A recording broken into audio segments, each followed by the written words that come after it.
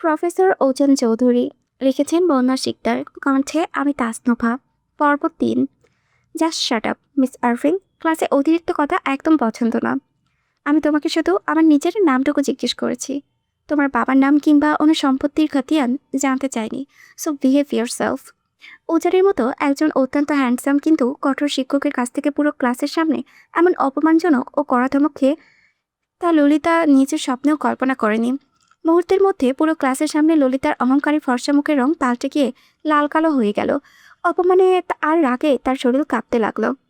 উজান দ্রুত ললিতার সামনে থেকে সরে গেল। সে এবার একা করে ক্লাসের বাকি সকল স্টুডেন্টদের কাছে গিয়ে তাদের পরিচয় জানতে নিতে গেল। এভাবে এক এক করে সবার পরিচয় নেওয়া শেষ করে উজান এবার ধীর পায়ে এগিয়ে গেল ঠিক ময়ূর বেঞ্চের সামনে এসে দাঁড়ালো। ক্লাসের বাকি সব স্টুডেন্ট উজানকে সামনে আসতে দেখে সম্মানে দাঁড়িয়ে গেলেও মৌ কিন্তু নিজের জায়গা থেকে এক চুলও নড়ল না। সে আগের মতোই গাল দুটো রসগোল্লার মতো ফুলিয়ে অভিমানী মুখ করে বেঞ্চে বসে রইল। পাশে বসা মেহের তাকে কোনো দিয়ে কয়েকবার খোঁচা মেরে দাঁড়িয়ে পড়ার কথা বলল, তবুও মৌ উজানের ওপর অভিমানে একটুও শুনল না। উজান নিজের মুখে চরম গাম্ভীর্য বজায় রেখে ভরাট গলায় মৌকে উদ্দেশ্য করে প্রশ্ন করল, Miss Tasfia Mou, please stand up. Mou এবার উজানের কড়া ধমক শুনে বাধ্য হয়ে দাঁড়িয়ে গেল বটে, কিন্তু সে মুখ ঘুরিয়ে অন্যদিকে তাকিয়ে রইল। উজানের চোখের দিকে একবারের জন্য তাকালো না। মৌয়ের এমন বাচ্চামোর মতো অভিমানী ও রাগ মুখখানা দেখে উজান নিজে মনের ভেতরে এক চিলতেনির শব্দ হাসল। তবে ক্লাসের বাকি স্টুডেন্টরা এবার একদম ড্যাপডাপ করে উজানের মুখের দিকে তাকিয়ে রইল, কারণ মৌ তো এখানে নিজের মুখ ফুটে নামই বলেনি। তাহলে এই নতুন প্রফেসর প্রথম দিনেই তার নাম তাসফিয়া মৌ কীভাবে নিখুঁতভাবে জানতে পারলেন, সেটাই সবার মাথায় ঢুকছিল না। উজান সবার মনে কৌতূহল টের পেয়ে কিছুটা নিচু হয়ে মেঝে থেকে মৌয়ের পড়ে থাকা ফিজিক্স বইটা কুড়িয়ে নিল। বইয়ের প্রচ্ছদে বড় বড় অক্ষরে লেখা তাসফিয়া মৌ। উজান বইটা আলতো করে মৌয়ের বেঞ্চের ওপরে রেখে ক্লাসের বাকি স্টুডেন্টের উদ্দেশ্য করে আওড়ালো, লিসেন এভরিবডি, মিস তাসফিয়া মৌয়ের নামটা আমি এত নিখুঁতভাবে কীভাবে জানতে পারলাম তা নিশ্চয়ই তোমরা বুঝতে পেরেছ। সো আমার মুখের দিকে ওভাবে না তাকিয়ে সবাই নিজেদের সামনে বইয়ের দিকে মনোযোগ দাও। উজানের চতুর বুদ্ধি থেকে ক্লাসের সকল স্টুডেন্টরে মাথা লজ্জায় নিচু করে নিল।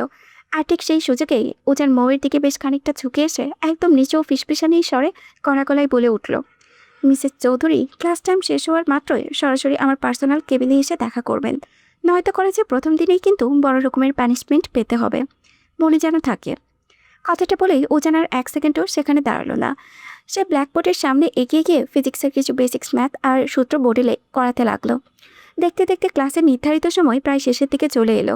উজান সবার উদ্দেশ্যে কড়া গলায় জানালো, এভরিওয়ার ওয়ান, আজ যেহেতু তোমাদের সাথে আমার ফার্স্ট ক্লাস, সেই জন্য আজকে আর বেশি কিছু করাচ্ছি না। নেক্সট ক্লাসে আবারও আগে বোর্ডে দেওয়া এই ম্যাথগুলো সবাই হোমওয়ার্ক হিসেবে নিয়ে আসবে, নয়তো ক্লাসে ঢুকতে দেওয়া হবে না। উজানের এই কড়া নির্দেশ শোনা মাত্রই ক্লাসের মাঝখানে বেঞ্চে থেকে একটা ছেলে তাচ্ছিল্য হাসি ঝুলিয়ে দাঁড়িয়ে পড়ল। সে অত্যন্ত তেমাকি সুরে বলল, পানিশমেন্ট মানে কিসের পানিশমেন্টের কথা বলছেন স্যার? এই কলেজের হিস্ট্রিতে আজ পর্যন্ত কোনো বড় বড় টিচাররাও আমাদের এই সেকশনকে পানিশমেন্ট দেওয়ার কথা কল্পনাও করতে পারেনি।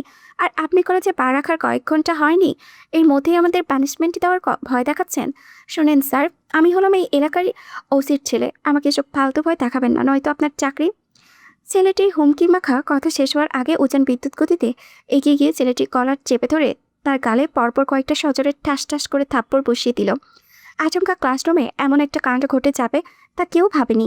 থাপ্পড় খেয়ে ওসির বকে যাওয়া ছেলে জিহাদ নিজের গালে হাত চেপে ধরে চরম ভয়ে আর আতঙ্কে কাঁপতে লাগলো।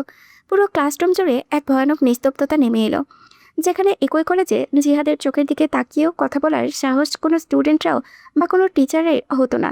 সেখানে এই নতুন প্রফেসর প্রথম দিনেই তাকে সবার সামনে চড় মারল। এটা ভেবে জিহাদে রাগে গা জ্বলছিল, কিন্তু উজানের রুদ্ররূপ দেখে সে একটু শব্দ করার সাহস পেল না। উজান এবার বাঘের মতো গর্জন তুলে পুরো ক্লাস কাঁপিয়ে তুলল, listen to me be carefully, Ujan Chowdhury কারো বাপের কিনা গোলাম না। এই ক্লাসের সময়টুকু যেহেতু আমার, সো এই 4টি দেওয়ালের ভিতরে সবকিছু শুধুমাত্র আমার রুলস অনুযায়ী চলবে। কার বাবা মিনিস্টার, কার বাবা ওসি, এসব ফালতু জিনিস দেখার টাইম বা ইন্টারেস্ট আমার বিন্দুমাত্র নেই। আজ ফার্স্ট যে বলে তোমাকে শুধু ছেড়ে দিলাম। নেক্সট টাইম যদি আমার ক্লাসে এমন তেড়িবেড়ি করো, তবে কান ধরে পুরো ক্যাম্পাস এক পায়ে ঘোরাবো, মাইন্ড ইট। আর হ্যাঁ, লিসেন গার্লস, তোমরা মেয়েরা বলে পার পাবে না, পার পেয়ে যাবে এমনটা ভাবার কোনো কারণ নেই। অন্যায় করলে কাউকে ছেড়ে দেওয়া উজান চৌধুরীর ধাতে নেই, মনে রেখো সবাই। যে ক্লাসে সবসময় টিচারের চেয়ে স্টুডেন্টের চিল্লানোর শব্দে কান পাতা যেত না, আজ এই ক্লাসের প্রতিটা স্টুডেন্ট একদম মুখে কুলু পেটে বিড়ালের মতো চুপ করে রইল। কারো মুখে একটা কথাও চলল না। এর মাঝে উজান নিচের হাতঘড়ির দিকে তাকিয়ে এক দীর্ঘশ্বাস ফেলে দ্রুত ক্লাসরুম ত্যাগ করে করিডোর দিয়ে হেঁটে নিচে পার্সোনাল কেবিনের দিকে এগিয়ে গেল। ক্লাস শেষ করে উজান নিজের ক্লান্তি দূর করতে যেই না নিজের পার্সোনাল কেবিনের দরজা খুলে ভেতরে ঢুকেছে, ঠিক তখনই হঠাৎ কেউ একজন এসে তীব্র আবেগে তাকে শক্ত করে চাপড়ে ধরল। উজান মুহূর্তের মধ্যে নিস্তব্ধ ও নিথর হয়ে গেল। তাকে এভাবে হুটহাট করে জড়িয়ে ধরার অধিকার আর পাগলামি শুধুমাত্র তার পুচকে বউ ময়ূরী আছে। কিন্তু মৌ তো এখন মাত্রই ক্লাস শেষ করে বান্ধবীদের সাথে ক্লাসরুমে থাকার কথা।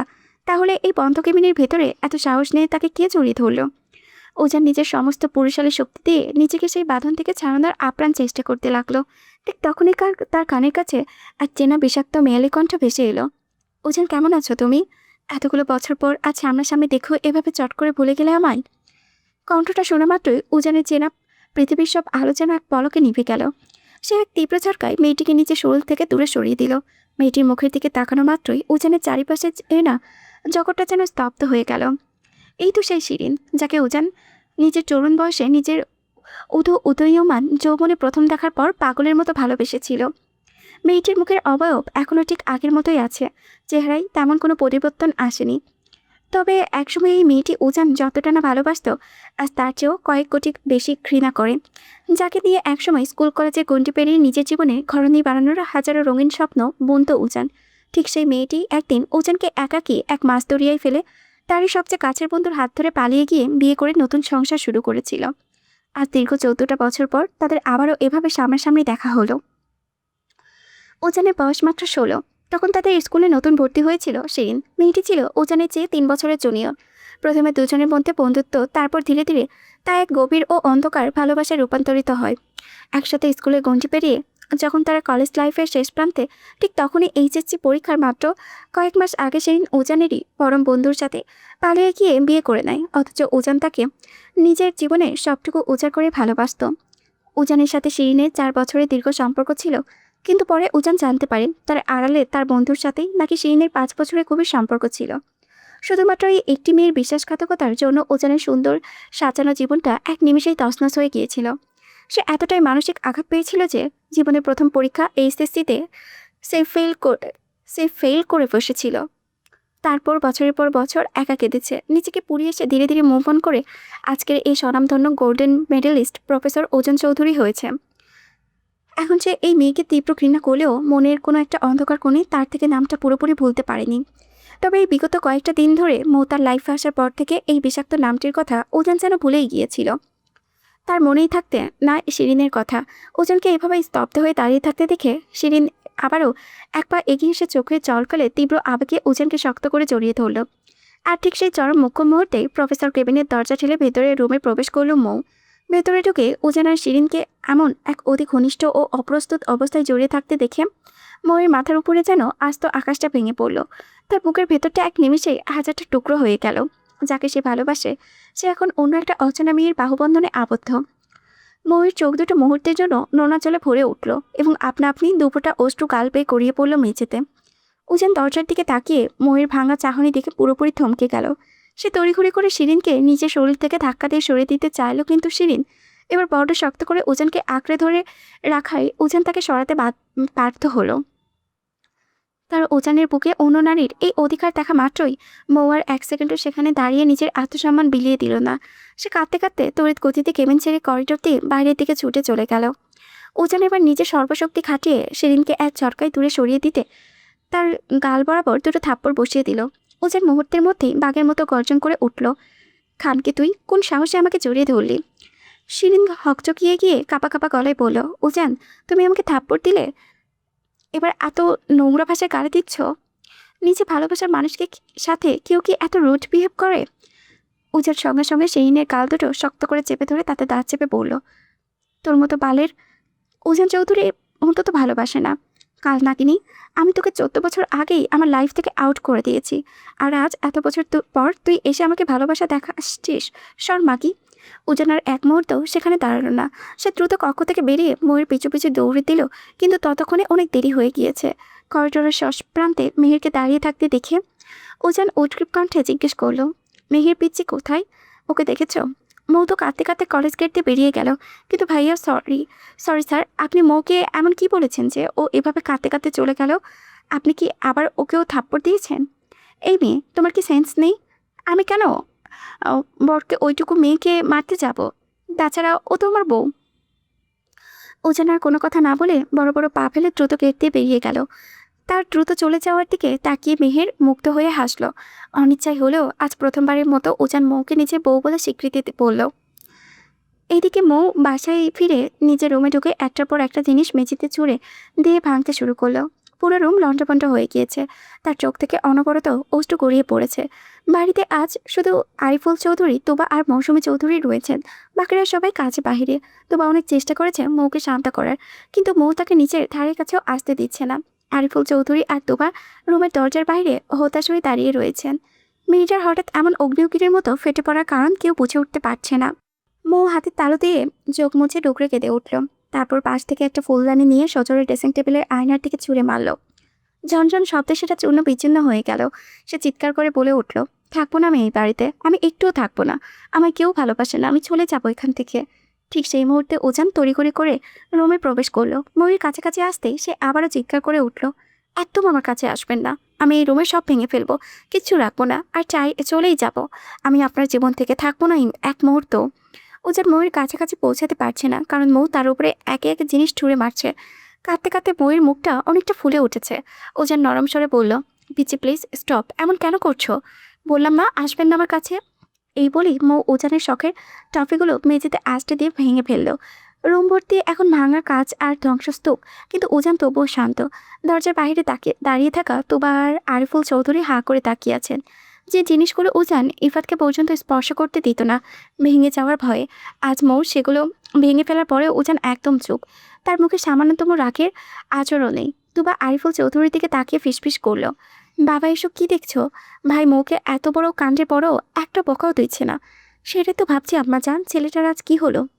ওজান কয়েক ধাপ এগিয়ে মৌয়ের দিকে হাত বাড়ালো। মৌ সাথে সাথে ভাঙার কাছে টুকরো হাতে নিয়ে সাথে সাথে আবারও চিৎকার করে উঠলো, আসবেন না আমার কাছে, যদি আসেন তাহলে আমি নিজেই আঘাত করব। ঠিক সেই মুহূর্তে ওজান বিদ্যুৎ গতিতে এগিয়ে এসে মৌয়ের হাত থেকে কাছের টুকরো ফেলে দিয়ে নিজের দুই বাহুর মাঝে শক্ত করে জড়িয়ে ধরলো। তারপর মৌয়ের কানের কাছে মুখ এনে অত্যন্ত আদুরে ও শান্ত কণ্ঠে আওড়ালো, মিসেস ওজান চৌধুরী, প্লিজ রাগটা একটু কন্ট্রোলে আনেন। আপনার এই অগ্নিকন্যা রূপ ওজান চৌধুরী নিতে পারছে না। ঠিক সেই মুহূর্তেই ওজান বিদ্যুৎ গতিতে এগিয়ে গিয়ে মৌয়ের হাত থেকে কাছের টুকরো ফেলে দিলে নিজের দুই বাহুর মাঝে শক্ত করে জড়িয়ে ধরল। তারপর মৌয়ের কানের কাছে মুখ এনে অত্যন্ত আদরের সুরে শান্ত কণ্ঠে আওড়ালো, মিসেস ওজান চৌধুরী, প্লিজ রাগটা একটু কন্ট্রোলে আনেন। আপনার এই অগ্নিকন্যা রূপ ওজান চৌধুরী নিতে পারছে না। মুহূর্তের মধ্যে পুরো রুম যেন নিস্তব্ধ হয়ে গেল। মৌয়ের চোখ কপালে ওঠার উপক্রম। ওজান তাকে মিসেস ওজান চৌধুরী বলে ডাকছে। দরজার বাহিরে থাকা আরিফুল চৌধুরী আর তোবা বিস্ময়ে একে অপরের দিকে তাকিয়ে রইল। বাবা ভাইয়ের কি মাথা ঠিক আছে? কিসব আবল তাবল বলছে ভাই? আরিফুল চৌধুরী নিজের ঠোঁটের কোণে এক চিলতে তৃপ্তির মুচকি হাসি তুলিয়ে তোবার মাথায় হাত রাখলেন। অত্যন্ত রসিকতার সুরে পিসপিসিয়ে বললেন, আম্মা জান, ছেলে আমার এবার পুরোপুরি ফেসে গিয়েছে। মুখে সারাদিন বউ মানি না বউ মানি না বলা আমার ছেলেটাও আজ নিজের অজান্তেই এই পুচকি মেয়েটার প্রেমে একদম হাঁপুটুপু খাচ্ছে। বাবা, আমার মনে হয় এখন আমাদের এখান থেকে চলে যাওয়া উচিত, ওদের পার্সোনাল স্পেস দেওয়া দরকার। আরিফুল চৌধুরী চশমাটা নাকের ওপরে ঠিক করতে করতে বললেন, আম্মা জান, নাটক তো মাত্র জমলো, আর একটু দাঁড়িয়ে দেখি না ছেলে আমার কিভাবে বইয়ে রাগ ভাঙায়। তুবা এবার কৃত্রিমভাবে নাক ছিটকে বাবার হাত টেনে ধরে ছড়িয়ে নিয়ে বলল, জি বাবা, আপনার একটুও লজ্জা করে না নিজের জোয়ান ছেলের রুমে এভাবে আড়ি পাততে? আমি কিন্তু এখন গিয়ে আম্মুকে সব বলে দেব, দেখব তখন আপনার কি হয়। এই আম্মা জান, একদম এই ভুল কাজটি করো না। এমনিতেই তোমার শাশুড়ি সারাদিন আমার উপরে রেগে থাকে, এই কথা শুনলে আমায় আবার সোজা বাসা থেকে বের করে দেবে। চলো চলো, চলেই যাই। ছেলে আর তার বউয়ের সাথে যা ইচ্ছে করুক, আমাদের আর মাথা ঘামিয়ে কাজ নেই।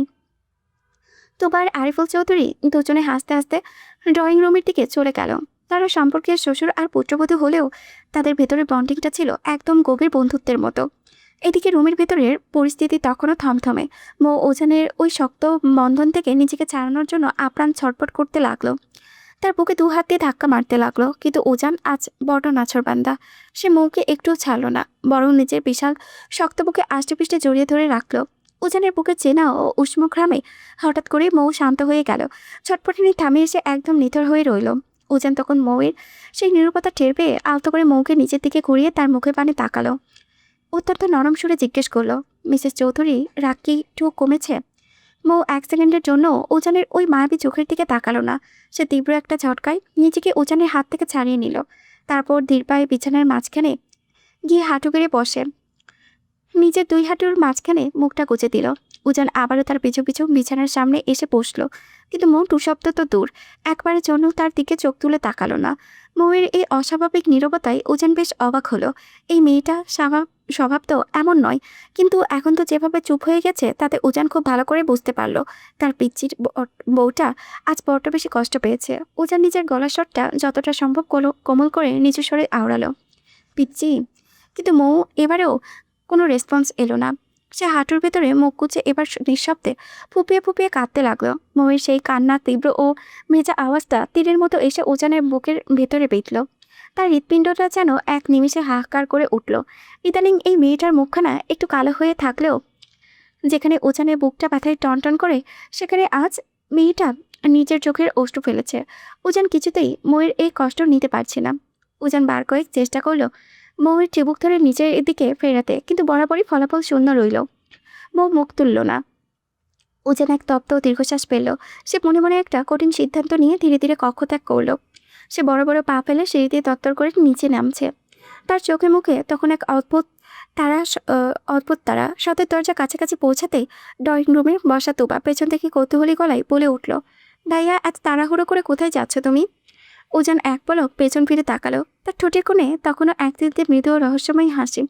সে উত্তর দিল, মিসেস চৌধুরী বড্ড অভিমান করেছে আমার উপরে, তাই তার সেই কঠিন অভিমান ভাঙানোর মেডিসিন আনতে যাচ্ছি। কথাটা বলে উজান সদর দরজা খুলে বাহিরে বেরিয়ে গেল। তুবা উজানে যাওয়ার দিকে তাকিয়ে নিজের মনে মুচকি হাসল। মনে মনে ভাবল, যাক, ছেলেটার অবশেষে বুদ্ধিশুদ্ধি হলো তাহলে। প্রায় আধ ঘন্টার পর উজান 2 হাতে অনেকগুলো বড় বড় কার্টুন আর বক্স নিয়ে হন্তদন্ত হয়ে বাড়িতে ঢুকলো। তাই থেকে ড্রয়িং রুমে বসে থাকা সবার চোখে যেন চড়ক গাছ। বিস্ময়ে সবার মুখ হা হয়ে গেল যে উজান চৌধুরী জীবনে কখনো নিজের 1 গ্লাস পানিও হাতে নিয়ে তুলে খায়নি। নিজের প্রয়োজনীয় জিনিসপত্র অন্যের হাত দিয়ে রুমে পাঠাতো, আজ সে নিজে এগুলো বক্স 2 হাতে বয়ে নিয়ে আসছে। তুবা তাকে সাহায্য করার জন্য তড়িঘড়ি করে এগিয়ে যেতে চাইল, কিন্তু উজান 1 হাতে তুলে তুবাকে মাঝপথে থামিয়ে দিল। ভাবি, তোমার আর কষ্ট করতে হবে না। উজান চৌধুরীর জন্য এখন এতটুকু ভার বহন করার কিছুই না। মিসেস চৌধুরীকে বড্ড হার্ড করে ফেলেছি, সো তাকে মানানোর জন্য এতটুকু স্ট্রাগল করতেও আমাকে করতেই হবে। এই বলে উজান বড় বড় পা ফেলে সিঁড়ি বেয়ে নিচে রুমের দিকে হেঁটে গেল। রুমে ঢুকেই দেখলো মৌ ঠিক সেই আগের অবস্থাতেই বিছানাতে হাঁটুতে মুখ গুজে বসে আছে। মৌকে এই অবস্থায় দেখতে উজানের কলিজাটা যেন ছিঁড়ে যাচ্ছে। আজ উজানের হাতে থাকা বক্সগুলোর ভেতরে ছিল প্রচুর চকলেট, আইসক্রিম আর চিপস। এই সবকটি জিনিসই মৌয়ের ভীষণ প্রিয়। একদিন রাতে ঘুমানোর করে আচ্ছন্ন অবস্থায় মৌ বিড়বিড় করে এই জিনিসগুলোর নাম বলেছিল, আর উজান সেই পুচকে বউয়ের মুখের প্রতিটি কথাই নিজের মনের মণিকোঠায় গেঁথে রেখেছিল। সে মল থেকে প্রতিটি জিনিস একটা দুটো নয়, একেবারে 10টা করে বক্স কিনে এনেছে, যাতে তার এই পিচ্ছি জেদি বউটার অভিমানের চোখের পলকে ধুয়ে মুছে ছাপ হয়ে যায়। উজান ধীর পায়ে এগিয়ে গিয়ে সবগুলো রঙিন বক্স ঠিক মৌয়ের চোখের সামনে সাজিয়ে রাখলো। চকলেটের চেনা সুবাস পেয়ে মৌ আচমকা চমকে চোখ তুলে তাকালো, কিন্তু পরক্ষণেই উজানের দিকে তাকিয়ে আবারও নিজের মুখটা শক্ত করে নিল। কোনো কথা বলল না। উজান বিছানায় তার একদম কাছাকাছি গিয়ে হাঁটু কেড়ে বসলো। পিচ্ছি, এই পিচ্ছি, সরি আমার আম্মুর লক্ষ্মী বৌমা, প্লিজ একটু কথা বলো। আর কখনো এমনটা হবে না, প্রমিস।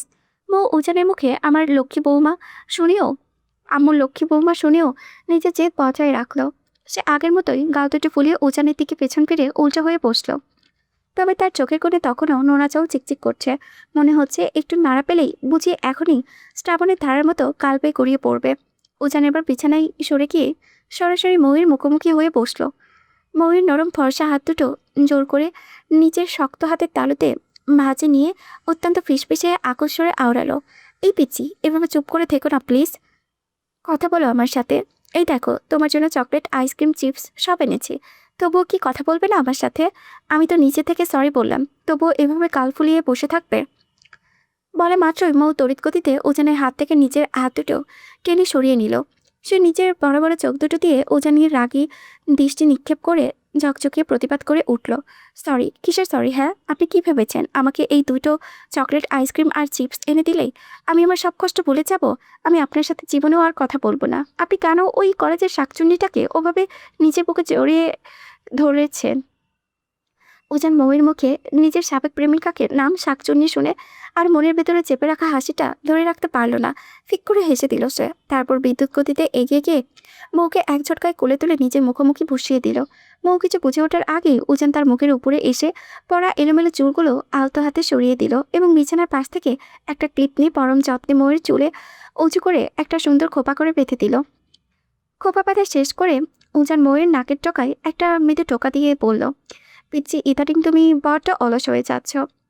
এত সুন্দর সিল্কের চুলগুলোর এই 12টা বাজিয়েছ কোন সাহসে শুনি?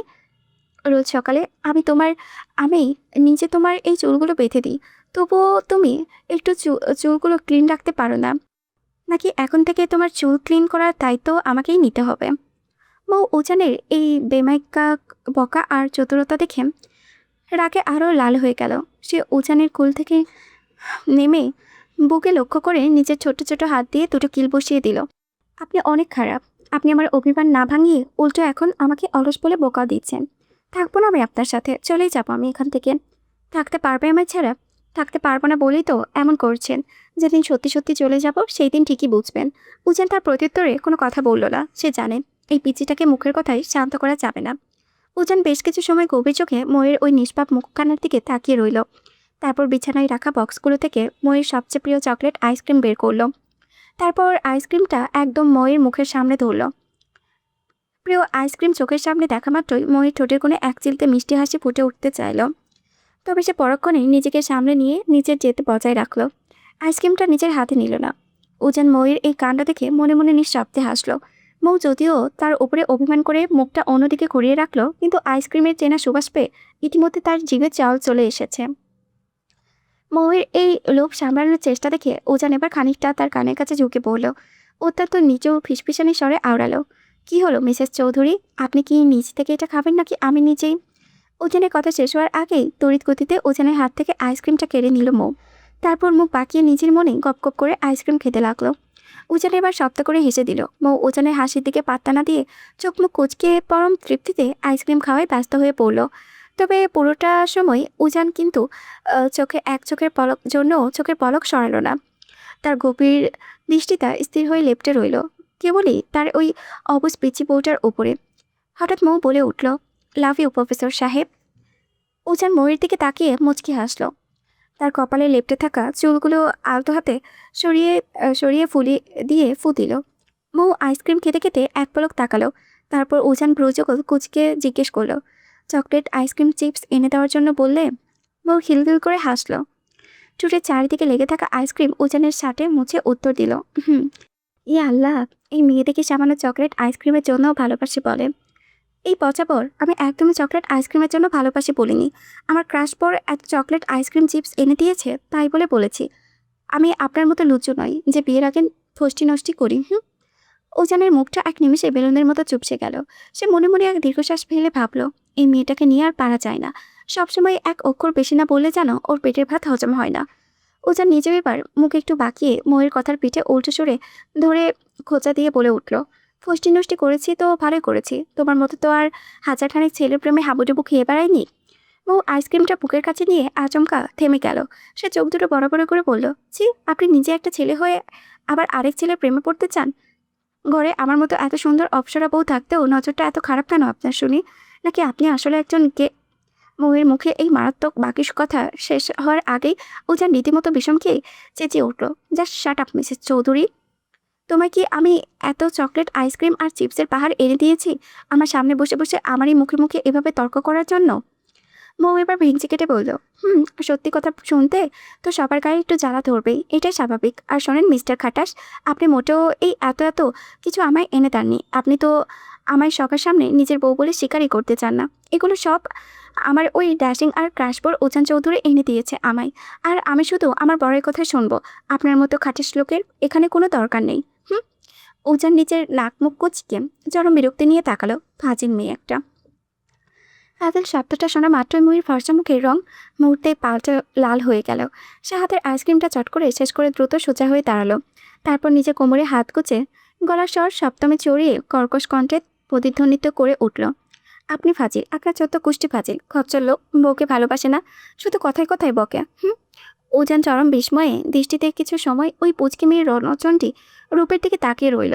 তারপর নিজের গলার স্বর খানিকটা উঁচু করে মুখ ভাঙিয়ে উত্তর দিল, বউ? Like seriously? তুমি বউ নও, বউ নামের অ্যাটম বোমা। হ্যাঁ, এখন তো আমাকে অ্যাটম বোমা মনে হবে? ঘরে এত সুন্দর বউ থাকতে বাইরে ফষ্টি নষ্টি করতে পারেন কি না? উজান তাতে দাঁত চেপে বলে ওঠে, এই ডিয়েট, তোমার মনে হয় উজান চৌধুরী সত্যি সত্যি বাসার বাইরে ফষ্টি নষ্টি করে? আপনি কি শুধু ফষ্টি নষ্টি করেন, সাথে সঙ্গীদের সাথে ঘেঁষাঘেঁষিও করতে পারেন, তাই এখন বউকে তিতা লাগছেন। উজান নিজের কপাল কুচকে তাকালো, তারপর নিচু স্বরে জিজ্ঞেস করলো, হোয়াট নাঙ্গি? একটা মেয়ের বয়ফ্রেন্ড বা প্রেমিককে যদি নাং বলতে পারে, তাহলে সেই হিসেবে আপনার ওই শিরিন পেতনি একটা আস্ত নাঙ্গি। উজানের মুখ দিয়ে আর কোনো কথা সরল না। সে শুধু একটা তপ্ত ও দীর্ঘশ্বাস ফেলল। উজানের ওই অসহায় অবস্থা থেকে মৌ সঙ্গে সঙ্গে আবারও একটা মুখ ভাঙল। উজান নিজের ভেতরের সমস্ত রাগ ভুলে এবার নিঃশব্দে হেসে বিছানা থেকে উঠে দাঁড়ালো এবং চলে যেতে হাঁটতে লাগলো। ঠিক তখনই কিছু একটা মনে পড়তেই সে তড়িঘড়ি হয়ে মৌয়ের দিকে ঝুঁকে পড়ল। এই পিচ্ছি, ওয়েট ওয়েট! মৌ উজানের ওই আচমকা করার আওয়াজে আর ঝড়ের গতিতে এগিয়ে আসায় ভয়ে কেঁপে উঠল। তবে পরক্ষণে নিজেকে সামনে নিল। উজান কিছু বুঝে ওঠার আগেই তার শক্ত হাতের কবজিতে নিচে ধারালো দাঁত দিয়ে কষে একটা কামড় বসিয়ে দিল। উজান আওয়াজ করে নিজের হাতটা টেনে নিল। মৌ সঙ্গে সঙ্গে দাঁত কটমট করে বলল, খচ্চর লোক একটা, এভাবে হুঠার চিল্লাচিল্লি করে আমি ভয় পাইয়ে একদম মেরে ফেলতে চান? উজান নিজের হাতের কামড়ের দাগটার দিকে তাকিয়ে ফু দিতে দিতে বলল, ফাজিল কেমন করে কামড় দিছে, ইস কি ব্যথা! আর তুমি আবার ভয়ও পাও নাকি? আমি তো জানতাম এই দুনিয়ায় তুমি একাই সবার ভয়ের একমাত্র কারণ। কথাটা শেষ হতেই মৌ নিজের বড় বড় চোখ দুটো আরও তীক্ষ্ণ করে উজানের দিকে তাকালো।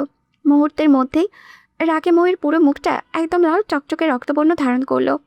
বউয়ের ওই রাগে চাহনি দেখে উজান এবার নিজের গলা খাকার দিয়ে অত্যন্ত মিনমিন স্বরে বিড়বিড় করে আওড়ালো, এমন করে তাকাও কেন, ভয় লাগে তো? মৌ এবারও কোনো কথা না বলে একদম চাপটাপ করে উজানের চোখের দিকে তাকিয়ে রইল।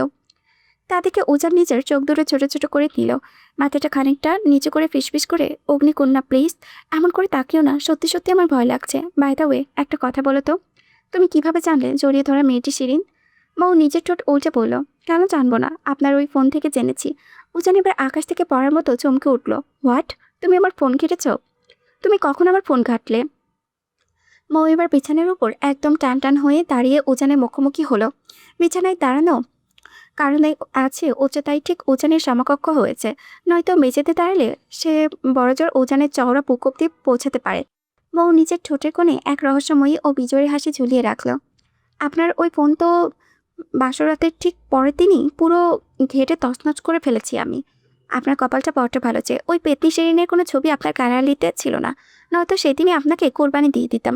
খুব ভালো করে মনে রাখবেন মিস্টার প্রফেসর, আপনি এখন আমার পর হয়ে যদি অন্য কোনো নারীর দিকে চোখ তুলে তাকান বা ফ্ল্যাট করেন, তবে আপনার ওই সুন্দর চোখ দুটো আমি নিজে টেনে উপড়ে ফেলবো, আর সাথে ওই মেয়েকে একদম খুন করে ফেলবো। মুহূর্তের মধ্যে উজান এক হাঁচকা টেনে মৌকে বিছানা থেকে নিজের শক্ত আর চওড়া বুকের উপরে টেনে নিল। আচমকা ওই কাণ্ডে বউ বড্ড ভয় পেয়ে গিয়েছে, চোখ মুখ শক্ত করে খিচে বন্ধ করে ফেললো। হুট করেই যেন যখন সে অনুভব করলো কারো অত্যন্ত তপ্ত আর ভারী দীর্ঘশ্বাস তার মুখের উপরে আঁচড়ে পড়েছে, তখন সে নিজের চোখ দুটো পিটপিট করে মেলল। চোখ খুলে দেখলো উজান তার মুখের এতটাই কাছে ঝুঁকিয়ে আছে যে দুজনের নাকের ডগা পায় ছুঁই ছুঁই। উজানের এই অতর্কিত ঘনিষ্ঠতা দেখে মৌয়ের বুকের ভেতরের হৃৎপিণ্ডটা যেন বিদ্যুৎ গতিতে লাফাচ্ছে। উজান মৌয়ের চোখের দিকে গভীর দৃষ্টি রেখে হুট করে এক চিলতে বাঁকা হাসি হেসে বলল, তা কয়জনকে মারবেন মিসেস চৌধুরী? আপনার এই হ্যান্ডসাম বরকে যে অনেক মেয়ে নিজের করে চাই। মৌ এবার এক মুহূর্ত দেরি করল না। সে উজানের কলারটা নিজের ছোট ছোট হাত দিয়ে শক্ত করে চেপে ধরে অত্যন্ত দৃঢ় ও জেদি গলায় উত্তর দিল, যে কয়জনে আপনাকে চাক না কেন, আমি তাদের সবাইকে খুন করব। খুব ভালো করে শুনে রাখুন মিস্টার প্রফেসর, এই মিসেস উজান চৌধুরী নিজের ব্যবহারের একটা সামান্য সুতোও কখনো কারোর সাথে শেয়ার করে না। সেখানে আপনাকে তো অন্য কারোর সাথে শেয়ার করার প্রশ্নই ওঠে না। আপনি শুধুই আমার, আর শুধুই আমারই থাকবেন, বুঝতে পেরেছেন?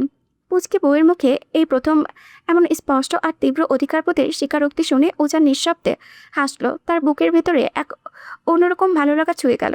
সে আলতো করে মৌকে নিজে বুক থেকে ছেড়ে দিল এবং কোনো কথা না পারিয়ে শান্ত পায়ে কক্ষত্যাগ করলো। উজান রুম থেকে বেরিয়ে যেতেই মৌ নিজের বিছানায় ধপাস করে বসে নিজের মনে খিলখিল করে হেসে উঠল। সে স্পষ্ট বুঝতে পারছে তার এই খাটাস বরটা ইদানিং আর আগের মতো তার উপরে খুব একটা বিরক্তি হয় না, বরং তার এই পাগলামিগুলো এখন বেশ উপভোগ করে। বিকালের স্নিগ্ধ ও হালকা মিষ্টি বাতাসের মাঝে একা একা হেঁটে চলেছে মেহের। সামনে তাদের পরীক্ষা, তাই লাইব্রেরিতে বসে কিছু দরকারি নোটস আর বই পড়তে পড়তে কখন যে বিকাল গড়িয়ে গিয়েছে সে বুঝতেই পারেনি। অবশ্য এখন অনেকটা দিন অনেক বড়, সন্ধ্যা হতে এখনও বেশ অনেকটা সময় বাকি আছে। কাঁধে ভারী কলেজে ব্যাগটা ঝুলিয়ে সে ক্লান্ত ভরা পায়ে ধীরে ধীরে পিছলা রাস্তা দিয়ে হেঁটে চলেছে।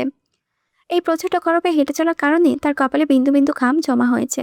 অন্য দিনের তুলনায় আজ গরমটাও একটু বেশি পড়েছে। মেহের যখন নিজের মনে হেঁটে যাচ্ছিল ঠিক তখনই হুট করে পাশে কারো এক দীর্ঘ ছায়া আর চেনা উপস্থিতি টের পেল।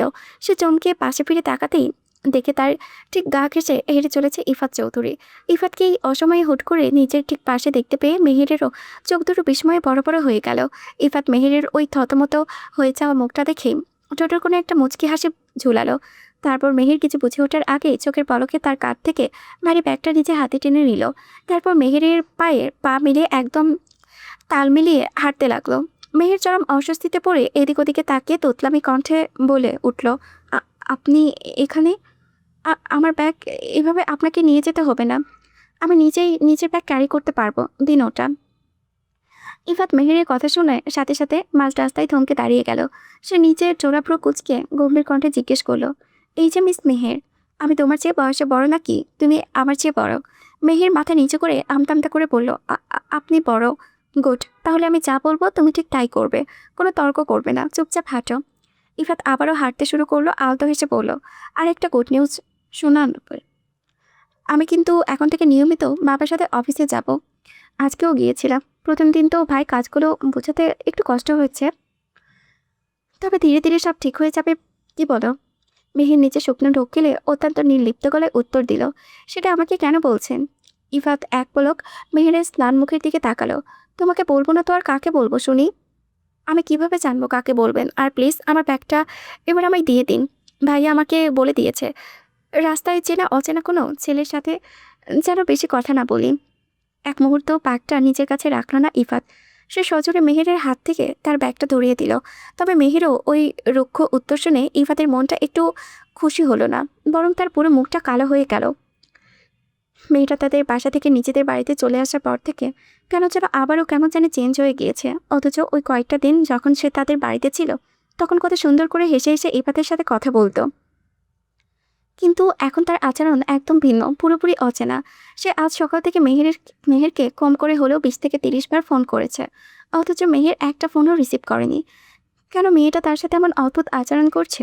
ইফাত কিছুতেই তার সমীকরণ মেলাতে পারছে না। ইফাত একটু এগিয়ে গিয়ে মৃদুকণ্ঠে ডাকলো, ফুলকন্যা। মেহের মনের ভেতরে এক তীব্র ধাক্কা খেয়ে চমকে তাকালো। সে মনে মনেই ভাবলো, এই লোকটার সাথে সে যত দূরত্ব বজায় রেখে চলতে চায় লোকটা ঠিক ততই তার কাছে চলে আসে।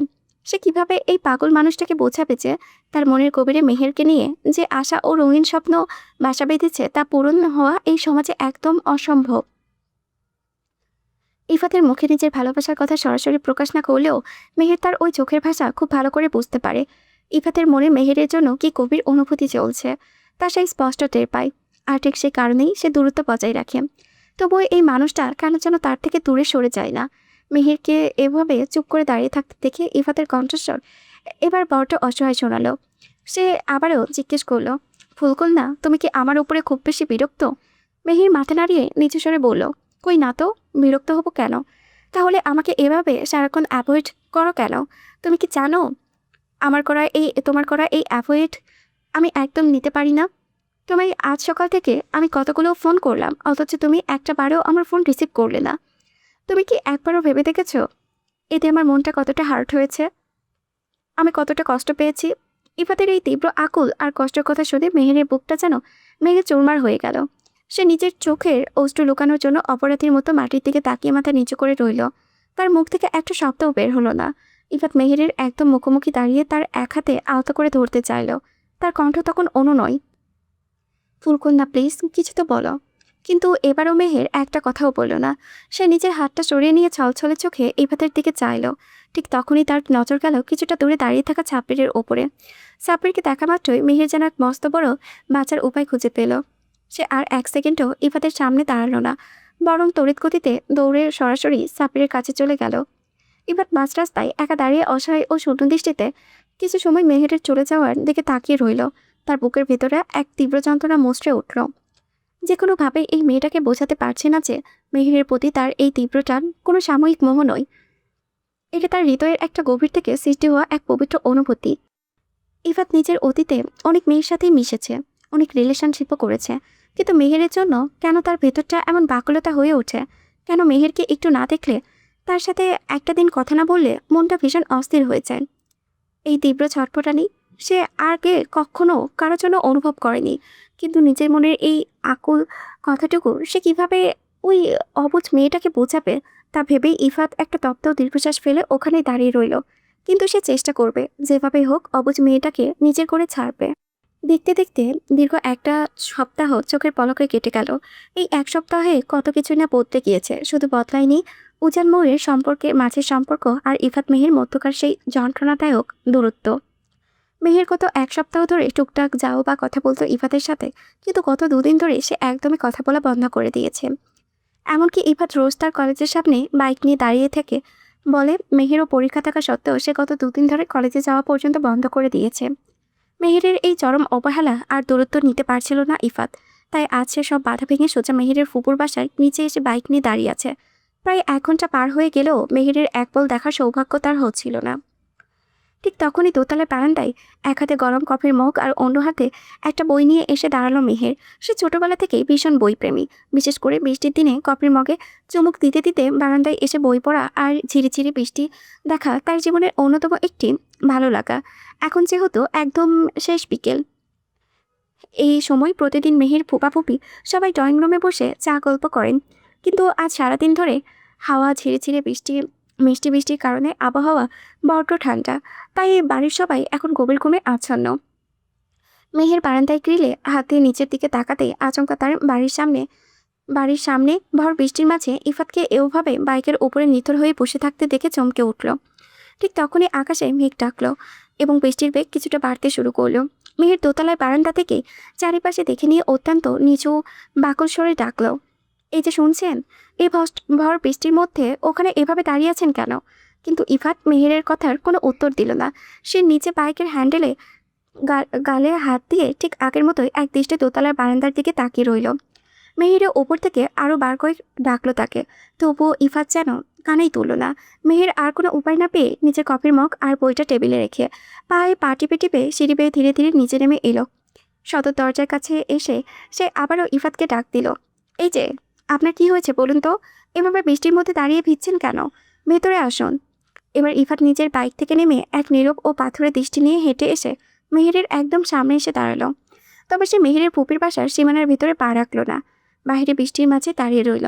মেহের তার দিকে একরাশ রাগে দৃষ্টি নিয়ে তাকিয়ে আছে, অথচ ইফাতের মধ্যে সেই রাগের বিন্দুমাত্র ভ্রুক্ষেপ নেই।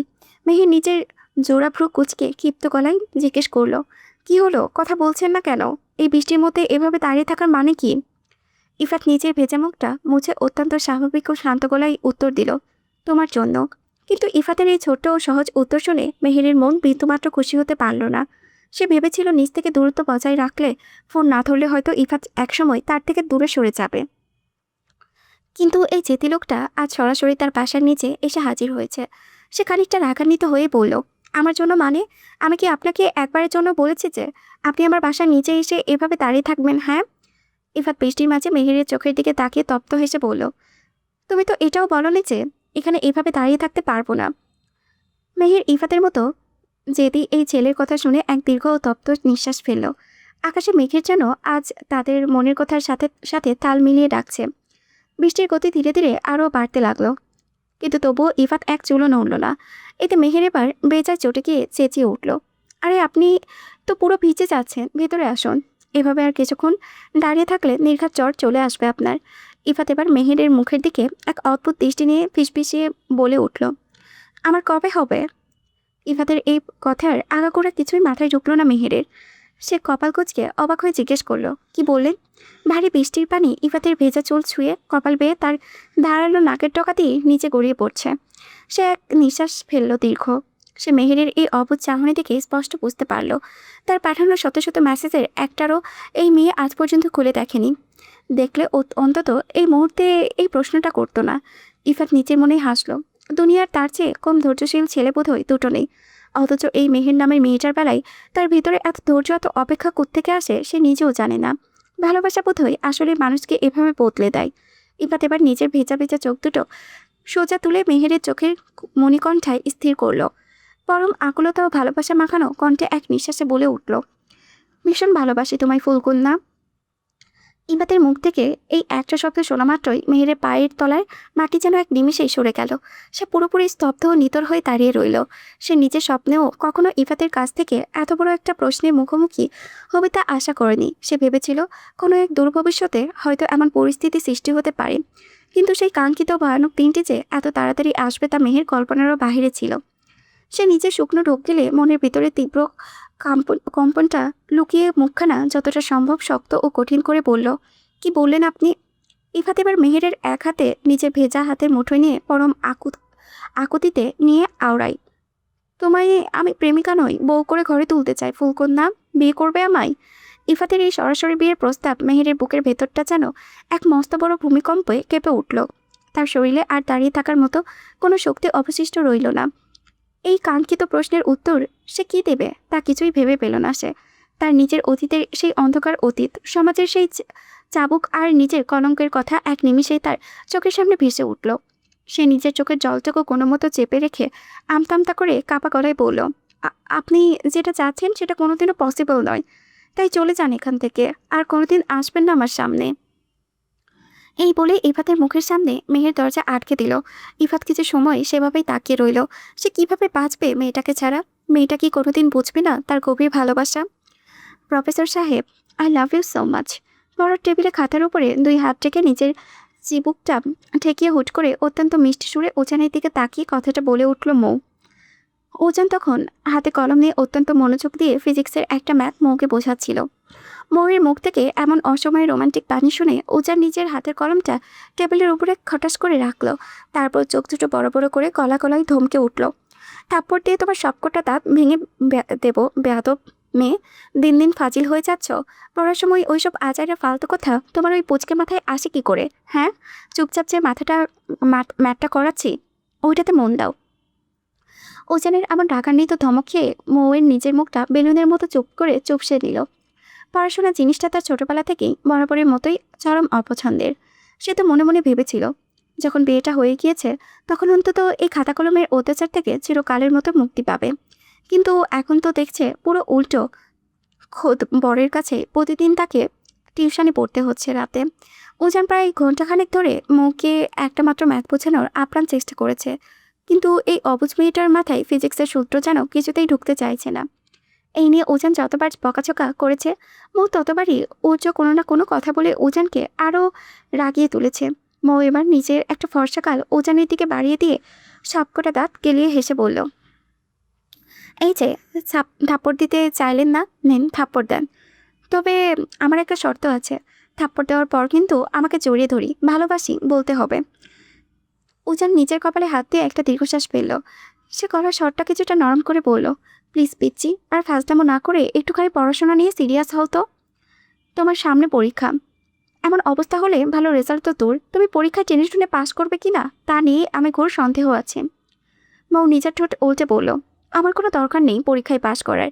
দুদিন পর আপনার বাচ্চার মা হয়ে আপনার ঘর সংসার আর বাচ্চা কাচ্চা সামলে তাদের ঠিকমতো মানুষ করতে পারলেই আমার জীবন ধন্য। ফিজিক্সের সূত্র দিয়ে আমার কি হবে শুনি? মৌয়ের মুখে এতটুকু বয়সে সংসারী বাচ্চা কাচ্চা মানুষ করার কথা শুনে উজান এবার চরম বিষম খেল। সে নিজের চোখ রাঙিয়ে টেবিল ছেড়ে উঠে দাঁড়িয়ে যায়। দাঁড়াও ফাজিল মেয়ে, তোমাকে আজ আমি মজা দেখাচ্ছি। কিন্তু উজান কিছু করার জন্য এগিয়ে আসার আগে মুখ খিলখিল করে হেসে টেবিল থেকে এক লাফে উঠে দাঁড়ালো। সে নিজের ওড়নাটা সামনে নিয়ে হুট করে রুমের দরজার দিকে এক দৌড় দিল। উজান তড়িঘড়ি করে বিছানার পাশে থেকে চিৎকার করে উঠল, এই পিচ্চি দৌড়িও না, পড়ে গিয়ে ব্যথা পাবে, সত্যি সত্যি বলছি, দাঁড়াও। মৌ উজানের সেই উপকারী বারণ নিচে কানেই তুলল না। সে যেই না হাসতে হাসতে দরজার কাছাকাছি পৌঁছালো, অমনি ঠাস করে শক্ত মেঝের উপরে আছাড় খেয়ে পড়ে গেল। উজান আর 1 সেকেন্ডও দেরি করতে না পেরে ঝড়ের গতিতে এগিয়ে গেল। মৌ মেঝেতে পড়ে গিয়ে বোকার মতো ফ্যাল করে উজানের মুখের দিকে তাকিয়ে রইল। মনে মনে ভাবল, ইস, কেন যে এই কিটকিটে মানুষটার কথা শুনতে গেল না। এখন তো সত্যি খুব ব্যথা পেল। উজান কোনো কথা না বলে অত্যন্ত সাবধানে নিজের 2 হাত দিয়ে মৌকে পাচা করে তুলে নিল। তারপর তীর পায়ে এনে বিছানার উপর বসিয়ে দিল। সে নিজের তাতে দাঁত চেপে রাগটা নিয়ন্ত্রণ করে দিল। আমার কথা না কেন শোনো না বলো তো? এত তাড়ামি কে করে শুনি? নারী এমন একটা শব্দ যা শুরু হয়েছে না দিয়ে। তারপরও কিভাবে আশা করেন যে আপনাদের কথা আমরা অক্ষরে অক্ষরে শুনবো? কথাটা বলেই মৌ নিজের সব কষ্ট বলে আবারও ফিক করে হেসে দিল। উজান তার দিকে এক তীব্র ও রাগী চামড়া দৃষ্টি নিক্ষেপ করে সে চট করে নিজের মুখে হাত দিয়ে চুপ হয়ে গেল। মৌ এবার খানিকটা উজানের দিকে ঝুঁকে এসে চোখ পিটপিট করে ফিসফিস করে জিজ্ঞেস করলো, রাগ করলেন? আজ তো একটা নির্লজ্জ মেয়ে তুমি, এত বড় আছাড় খেয়ে ব্যথা পেলে, অথচ এখনো বসে বসে দাঁত কেলাচ্ছ। সারাদিন ফোন দেখে যত সব আজগুবি আর তারা বেঁকা কথা শেখা হয়, তাই না? আজ থেকে তোমার ফোন হাতে নেওয়া সম্পূর্ণ ব্যান্ড। উজান কড়াসুরে বলল। মৌ এবার উজানের সাথে কলারটা আলতো করে টেনে ধরে আদরে গলায় বলল, লাভ ইউ শাশুড়ি হ্যান্ডসাম ছেলে। উজান এবার নিজে 2 হাত দিয়ে মাথা চেপে বিছানায় কোণে বসে পড়ল। এই মেয়েকে কোনো ব্যাকরণ বা ফিজিক্সের সূত্র দিয়ে সামলানো তার পক্ষে কোনোভাবে সম্ভব নয়। সে মৌয়ের এই মিষ্টি যন্ত্রণাদায়ক অত্যাচারে অতিষ্ঠ হয়ে ঘর থেকে উঠে দাঁড়ালো। আর এক মুহূর্ত দাঁড়ালো না। সে দ্রুত পা ফেলে রুম থেকে বেরিয়ে গেল। রাত তখন অনেক গভীর। পুরো চৌধুরী বাড়ি এখন নিস্তব্ধতায় ডুবে আছে। উজান রুম থেকে বেরিয়ে নিচের ভেতরে অস্থিরতা কমাতে ধীর পায়ে বাড়ির পেছনে থাকা সেই পুরনো পুকুর পাড়ের দিকে এগিয়ে এলো। এই জায়গাটা একসময় বিশেষ করে তার স্কুল কলেজ লাইফে ভীষণ প্রিয় ছিল। একা একা বসে চাঁদ দেখা আর ডায়েরি লেখার এক মস্ত বড় আশ্রয় ছিল এই পুকুর পাড়। তবে 14 বছর আগে সেই কাল রাতের পর থেকে এখানে আর তেমন একটা আশা হয় না তার। উজান যখন পুকুর পাড়ে ঘাটে গিয়ে দাঁড়িয়ে একটা দীর্ঘ নিঃশ্বাস পেল, ঠিক তখনই তার মনে হলো পেছনে ছায়ার মতো কেউ একজন দাঁড়িয়ে আছে। সে সাথে সাথে সজোরে পেছন ফিরে তাকালো। দেখলো মৌ ঠিক চোরের মতো পা টিপে টিপে তার পিছু পিছু এত দূর চলে এসেছে। তাকে ওভাবে দেখে উজান নিজের জায়গায় স্থির হয়ে গেল। সে নিজের 2 হাতে বুকের উপরে আড়াআড়িভাবে বেঁধে জোড়াপুরো কুচকে অত্যন্ত গভীর কণ্ঠে জিজ্ঞেস করলো, প্রবলেম কি তোমার? মাঝরাতে এভাবে চোরের মতো আমার পিছু পিছু আসার মানে কি? একটু আগেই আচার খেয়েছো, খেয়ে ব্যথা পেয়েছো, তোমার কি একটুও শিক্ষা হয়নি? মৌ ধীর পায়ে হেঁটে এসে উজানের একদম সামনে দাঁড়ালো। সে নিজের পায়ের আঙুলগুলো ভর দিয়ে একটু উঁচু হয়ে উজানের মুখের কাছাকাছি নিজের মুখটা নিয়ে গেল। তারপর একগাল হাসি ফুটিয়ে আওড়ালো, হুম, আমার দুলহাজান যেখানে, ওনার এই পুচকে বউটাও ঠিক ওনার পিছু পিছুই সেখানে আসবে। ফাজলামো করো না পিচ্ছি, অনেক রাত হয়েছে, এখনই রুমে যাও। যাবো না, কি করবেন আপনি শুনি? দেখো পিচ্ছি, আমার মাথাটা অলরেডি গরম হয়ে আছে, দয়া করে আমার রাগটা আর পারিও না। যাও এখান থেকে, তোমার এই সারাদিনের যন্ত্রণা আর পাগলামি আমি আর নিতে পারছি না। উজান কথাটা কিছুটা চড়া সুরে বলতেই মৌয়ের মুখের সেই চপল হাসিটা এক নিমিষেই মিলিয়ে গেল। সে অত্যন্ত করুণ ও অসহায় চোখে উজানের চোখের দিকে তাকিয়ে ভাঙা গলায় জিজ্ঞেস করলো, আমি কি আপনাকে শুধু সারাদিন যন্ত্রণা দেই? আপনাকে একটুও ভালোবাসি না? মৌয়ের এই বুক ভাঙা অসহায় স্বরের আকুল প্রশ্নটা উজানের কানের কোনো একটা তীব্র বজ্রপাতের মতো গিয়ে বাজতে লাগলো। সে খুব ভালো করে টের পাচ্ছে তার এই রুক্ষ আর কঠিন কথায় মেয়েটা বড়টা কষ্ট পেয়েছে। কিন্তু উজানের নিজেরও তো আজ কিচ্ছু করার নেই যে মেয়েটাকে সে নিজের মনের ভেতর থেকে ভালোবাসতে পারছে না, যাকে নিজের অর্ধাঙ্গিনী হিসেবে এখনও মেনে নিতে পারছে না। তাকে মিছে মায়ের জালে জড়িয়ে নিজের দিকে টেনে এনে ভবিষ্যতে আরও গভীর কোনো আঘাত দিতে চায় না সে। আর ঠিক সেই কারণেই সে মৌয়ের সাথে সবসময় এমন রুড আর রুক্ষ বিহেভ করে। কিন্তু এই অবুঝ মেয়েটা তো সেই গভীর সমীকরণ বোঝে না। উজান নিজের মনের সমস্ত আবেগ পাথর চাপা দিয়ে মৌয়ের ছলছলে চোখের দিকে তাকিয়ে অত্যন্ত শীতল ও দৃঢ় গলায় বলে উঠল, কিন্তু আমার তোমার এই সস্তা ভালোবাসা বিন্দুমাত্র প্রয়োজন নেই। উজান চৌধুরীর লাইফে আজ শুধু তুমি কেন, কোনো নারীর কোনো জায়গার প্রয়োজন নেই। এই উজান চৌধুরী নিজের অতীতে থেকেই বাঁচতে শিখেছে আর চিরকাল একাই থাকতে পারবে। তার লাইফে কোনো মানুষের সান্নিধ্যের প্রয়োজন নেই, আর না আছে কারো ভালোবাসার দরকার। আমি এই ভালোবাসা শব্দটাকে পৃথিবীর সবচেয়ে বেশি ঘৃণা করি। এই একটা মাত্র শব্দ, মিথ্যা, সবসময় আমার পুরো লাইফটাই তছনছ করে ধ্বংস করে দিয়েছে। আমি আমার জীবনে আর দ্বিতীয়বার এই ধ্বংসলীলা দেখতে চাই না। সো প্লিজ আমাকে আমার মতো একটু করে থাকতে দাও, আমি তোমার রিকোয়েস্ট করেছি। উজানের মুখ থেকে ঘৃণা আর একলা থাকার ওই নিষ্ঠুর দাবি শোনা মাত্রই ময়ূর চোখের বাঁধ ভেঙে গেল। তার চোখ দুটো বেয়ে অজস্র অশ্রুজলা গাল বেয়ে টপটপ করে নিচে গড়িয়ে পড়তে লাগলো। সে এক পা এগিয়ে এসে উজানের শার্টের বুকটা খামচে ধরে অত্যন্ত বাকুল ও কাঁদতে কাঁদতে ডুকরে উঠল। কিন্তু আমার যে আপনাকেই চাই প্রফেসর সাহেব, শুধু আপনাকেই চাই আমার এই জীবনে। আমি আপনার ওই শক্ত বুকটায় আলিঙ্গনে আবদ্ধ থেকে নিজের শেষ নিঃশ্বাসটুকু ত্যাগ করতে চাই।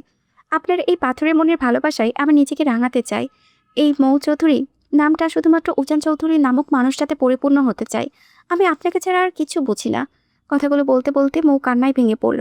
সে যে এই নিষ্ঠুর মানুষটার একটুখানি ভালোবাসার জন্য বড্ড বেশি কাঙ্গাল।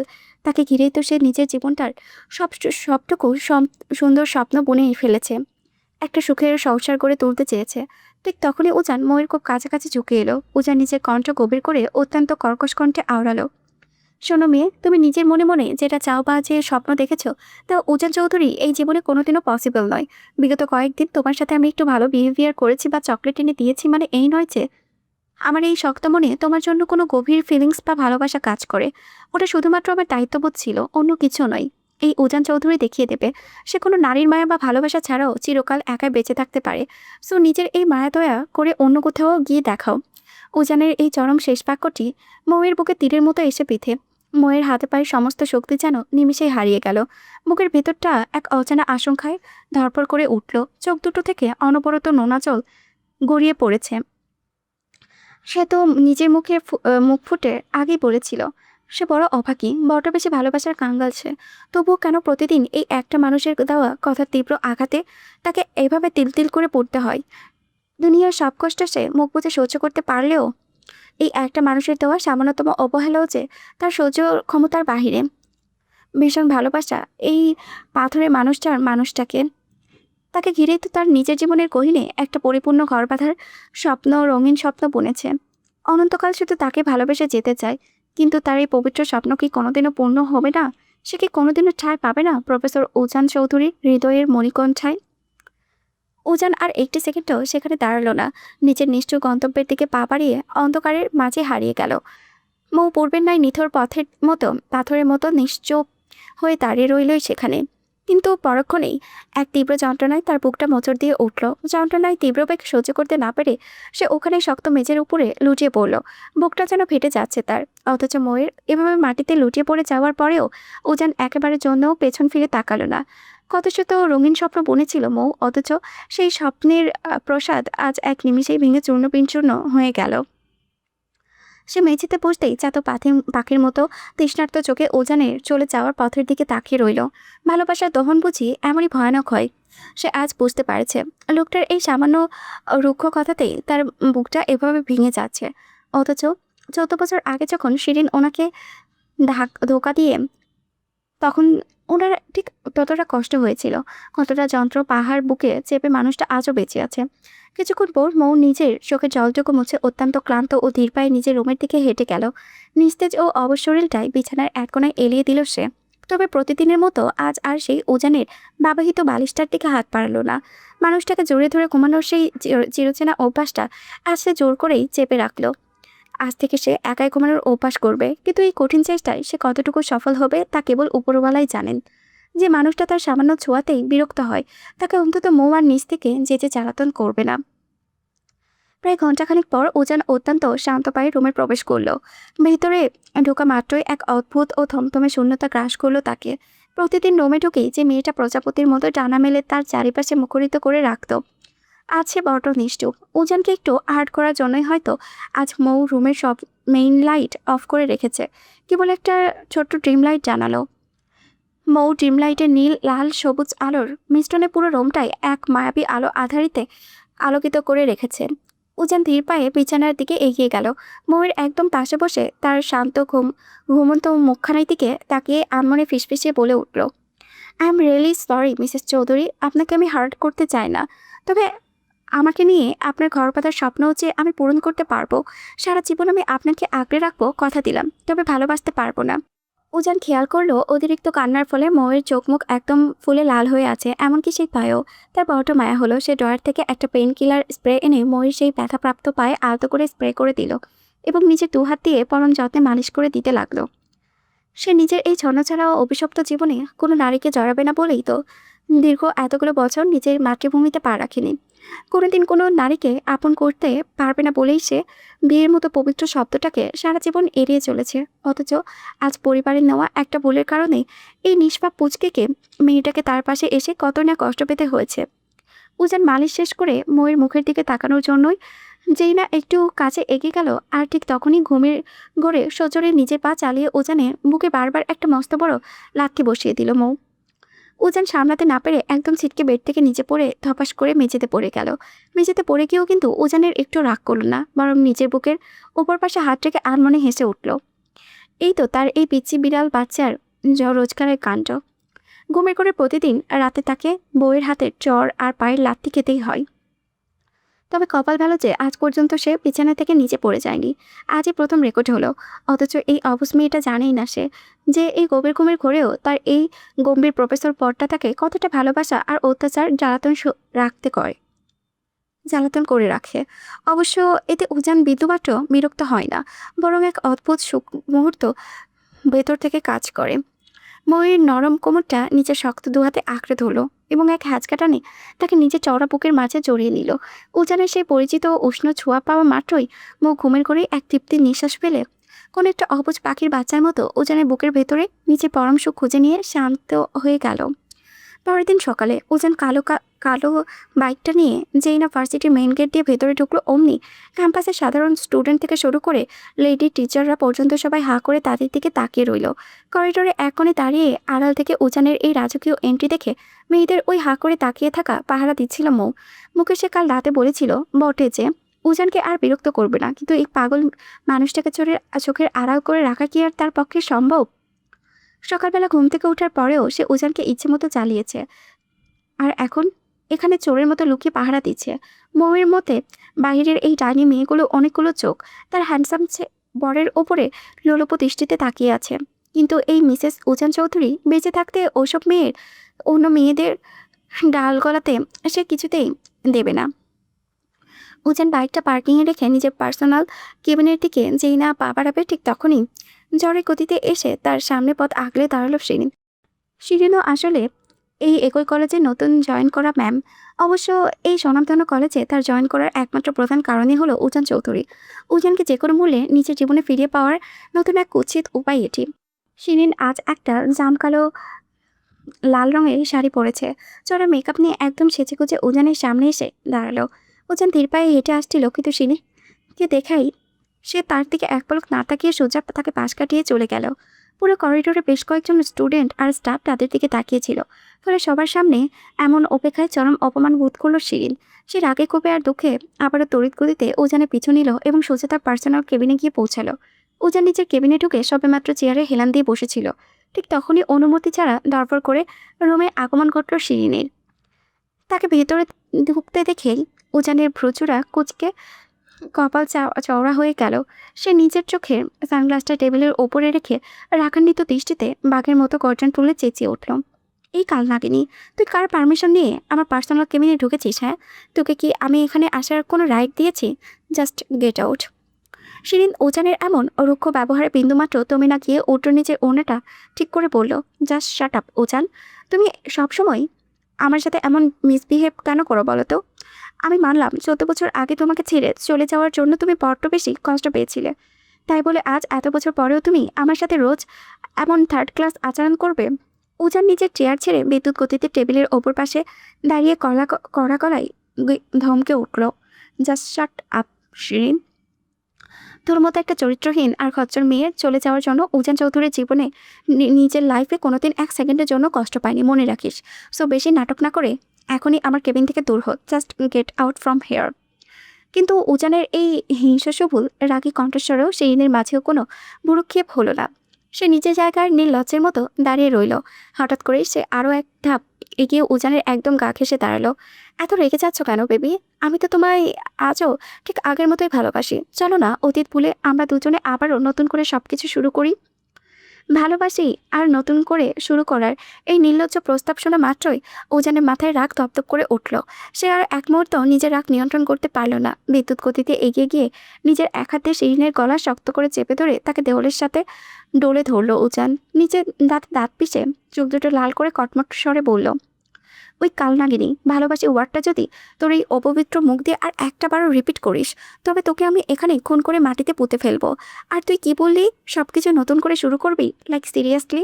তোর কি মনে হয় প্রফেসর উজান চৌধুরী তোর মতো একটা অন্যের ফেলে দেওয়া সেকেন্ড হ্যান্ড জিনিসের প্রতি বিন্দুমাত্র কোনো ইন্টারেস্ট বা রুচি আছে? উজান শিরিনের মুখের একদম কাছে নিজের মুখটা নিয়ে তীব্র উপহাসের সুরে আবারও আওড়ায়, যেখানে আমার নিজের ঘরে অলরেডি একটা লাল টুকটুকে আসমানের টানাকাটা পরীর মতো পবিত্র বউ রাজত্ব করেছে, সেখানে আমি তোর মতো একটা থার্ড ক্লাস আর সস্তা মেয়ের দিকে চোখ তুলে তাকাবো? এটা তুই তোর ওই গোবর মাখা মাথায় ভাবলে কি করে শুনি? সেদিন উজানের ওই লোহার মতো শক্ত হাতের খাঁচায় আটকে গিয়ে দম বন্ধ হওয়ার উপক্রম হলো। সে নিজেকে ছাড়ানোর জন্য মরিয়া হয়ে ছটফট করতে লাগলো। উজান তাকে এক ঝটকায় দূরে ছুঁড়ে মারল। সে মেঝেতে পড়ে গিয়ে কোনো মতো নিচের গলা চেপে ধরে কাশতে লাগলো। হঠাৎ করে উজানের মুখ থেকে নিজের ঘরের বউ আর আসমানের পরীর কথা শোনা মাত্রই শিরিন আকাশ থেকে পড়ার মতো তীব্র চমকে সোজা হয়ে তাকালো। উজান চৌধুরী বিয়ে করেছে, অথচ সে নিজেই এই খবর জানে না। সে বড় বড় চোখ করে জিজ্ঞেস করলো, মানে তুমি বিয়ে করেছো উজান? কবে, কখন, কাকে বিয়ে করলে তুমি? উজান নিজের ঠোঁটের কোণে এক চরম বিজয়ী হাসি ঝুলালো। সে প্যান্টের পকেট থেকে দুই হাত গুজে পা ফেলে আবারও নিজের সেই ঘূর্ণয়মান চেয়ারটায় গিয়ে বসলো। তারপর নিজের ব্ল্যাক সানগ্লাসটা স্টাইল করে চোখে পড়তে পড়তে ঘড়ির দিকে তাকিয়ে জবাব দিল, আজ থেকে ঠিক 21 দিন 17 ঘন্টা 34 মিনিট এবং 11 সেকেন্ড আগে এই উজান চৌধুরী কোনো থার্ড ক্লাস মেয়েকে নয়, একটা কিউট বিড়ালের বাচ্চার মতো পুচকি পরীকে নিজে বউ বানিয়েছে। So stay away from me miss Shirin, নয়তো পরের বার শুধু গলা টিপতে শেষ হবে না, মাইন্ড ইট। শিরিন এবার চিৎকার করে উঠল, কি বিয়ে করেছো মানে? আমি না তোমার এই বিয়ে মানি না। উজান তোমার শুধু বউ আমি হব, আর কেউ নয়। ভালো করে মাথায় ঢুকিয়ে নাও। উজান খানিকটা সামনের দিকে ঝুঁকে হেসে বাঁকা হাসি ফুটিয়ে আওড়ালো, প্রফেসর উজান একবার ইউজ করার টিস্যু কখনো দ্বিতীয়বার ইউজ করে না। তোমার মতো থার্ড ক্লাস মেয়েকে তো কোনো জন্মেও নয়। উজান চৌধুরীর লাইফে অলরেডি একটা পরী রাজত্ব করেছে, সেখানে তোমার মতো মেয়ের নোংরা ছায়া তো বলেও আমার উপরে পড়বে না। এরপরও যদি নেক্সট টাইম তুমি আমাকে বা আমার পার্সোনাল লাইফে কোনো রকম ডিস্টার্ব করতে আসিস, তবে আমার ওই বিড়ালের বাচ্চার তোর পেছনে লেলিয়ে দেব। উজান চৌধুরীর হাত থেকে হয়তো তুই কোনো মতে বেঁচেতে ফিরতে পারলেও পারিস, কিন্তু মিসেস উজান চৌধুরীর হাত থেকে তোর ছাড়া পাওয়ার বিন্দুমাত্র সম্ভাবনা নেই, মাইন্ড ইট। কথাটা শেষ করে উজান আর কোনো কথার সুযোগ না দিয়ে শিরিনকে এক প্রকার ধাক্কা দিয়ে নিচে কেবিন থেকে বের করে দিল। তারপর ধীর পায়ে এসে সে গুনগুনমান চেয়ারটায় আরাম করে বসলো। নিজের দুই চোখ বন্ধ করে একটা স্বস্তির শ্বাস ফেলল সে। তারপর ঠোঁটের উপরে এক চিলতে মৃদু হাসি ফুটিয়ে শান্ত স্বরে আওড়ালো, পিছিয়ে এদিকে এসো। কিন্তু কেবিনের ভেতর থেকে কোনো সারা শব্দ এলো না। উজান আগের মতোই চোখ বন্ধ রাখা অবস্থাতেই এবার গলার স্বরটা কিছুটা গম্ভীর করে বলে উঠল, কি হলো পুচকি বিড়ালের বাচ্চা? নিচে থেকে লক্ষ্মীর মতো সামনে আসবে নাকি? আমি নিচে গিয়ে টেনে নিয়ে আসবো। করার নির্দেশনা মাত্রই কেবিনের কোণে থাকা বড় পর্দার আড়াল থেকে গুটি গুটি পায়ে ভেজা বিড়ালের মতো বের হয়ে এলো মৌ। তার ড্যাপ ড্যাপ করা বড় বড় চোখ দুটোতে তখন এক আকাশ বিস্ময় আর কৌতূহল। সে উজানের এই কেবিনে আসার অনেক আগেই এখানে এসে লুকিয়েছিল, অথচ মানুষটা চোখ বন্ধ রেখেই তাকে এক নজর না দেখেই একদম নিখুঁতভাবে বুঝে ফেলল মৌ এখানেই আছেন। উজান এবার নিজের চেয়ার ছেড়ে উঠে দাঁড়ালো। সে মৌয়ের সামনে গিয়ে এক ঝটকায় মৌকে দুহাতে উঁচু করে তার সামনে থাকা টেবিলের ওপরে বসিয়ে দিল। তারপর সে নিচে আবারও নিজের চেয়ারটা গিয়ে আরাম করে বসলো। মৌ তখনও উজানের এই জাদুকরি কাণ্ডের দিকে পুরো হাঁ করে অবাক দৃষ্টিতে তাকিয়ে আছে। দেখে উজান শব্দহীন হাসল। মৌ এবার অত্যন্ত মিনমিন স্বরে জিজ্ঞেস করলো, আচ্ছা প্রফেসর সাহেব, আপনি কিভাবে বুঝলেন যে আমি এই পর্দার আড়ালে লুকিয়ে আছি? তুমি যে শুধু এখানে লুকিয়ে রয়েছ উজান চৌধুরী কেবল ততটুকুই জানে না। তুমি যদি আমার থেকে 10 মাইল দূরেও থাকো না কেন, তবুও কোনো দ্বিধা ছাড়াই উজান চৌধুরী বলে দিতে পারবে তার এই পুচকু বউটা এখানে বসে বসে কি ফাজলামো করেছে। মৌ এবার উজানের চোখের দিকে নিজের গম্ভীর দৃষ্টি স্থির করলো। অত্যন্ত আকুল ও নরম স্বরে প্রশ্ন করলো, প্রফেসর উজান সাহেব তো আমায় একটুও ভালোবাসে না, তাহলে কেন আমার প্রতিটা